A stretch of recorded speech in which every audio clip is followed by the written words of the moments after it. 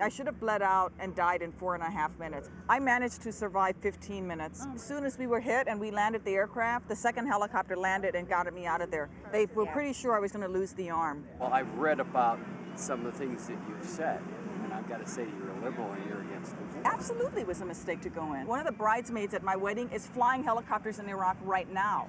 That's where my allegiance is. It's not to any party, and I'm going to be willing to ask a lot of really hard questions to both sides. You know, I want to know how come when I was in Iraq, we're paying KBR, which is a subsidiary of Halliburton, $24 per meal per soldier, 4 meals a day, because you get midnight chow. So we're paying $96 a soldier for food. At the same time, I didn't have armor for my 5,000-gallon fuel tanker. So I had to tell a bunch of 19 and 20-year-olds, get in that tanker, drive it through Baghdad, drive it through the Sunni Triangle, but good luck, because I don't have armor for you.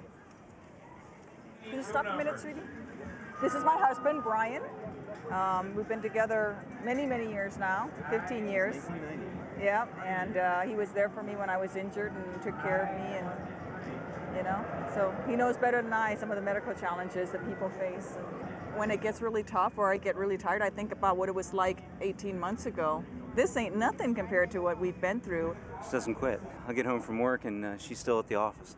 So, and gets back and does a few more things and gets some rest and right back up the next morning.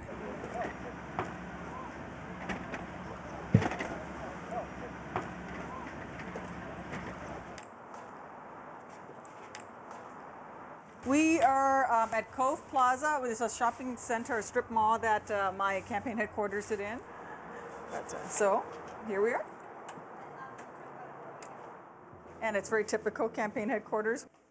And then I work out of the back here. Oh, these are my little combat ducks. So they're little ducks in camouflage gear, and they say vote Duckworth for Congress on the bottom. I was shot down in Iraq. I was flying a Black Hawk helicopter. Actually, I wasn't on the controls at the time. I was reading the map and was hit with a rocket-propelled grenade. It exploded essentially against my right leg and pulverized it, and I lost both my legs in the explosion. Came very close to losing my right arm. My crew thought I was dead, and they didn't leave me behind. They still recovered what they thought was my body, and if there was any chance I was going to survive, they were going to give it to me. And you know, it's one of the reasons why I'm running is because I really was given a second chance at life, and I got to do more, you know. I talked to Dan, I talked to some of the guys, and they said, you know, it was a nightmare scenario getting you out of that field. It was horrible. It was like every horrible war movie, but, you know, but we didn't give up, and because they didn't give up, I can't give up.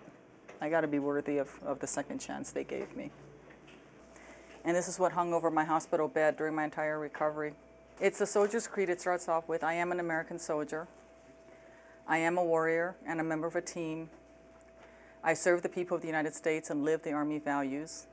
It's hard for me to read this whole thing without crying. I will always place the mission first. I will never accept defeat. I will never quit.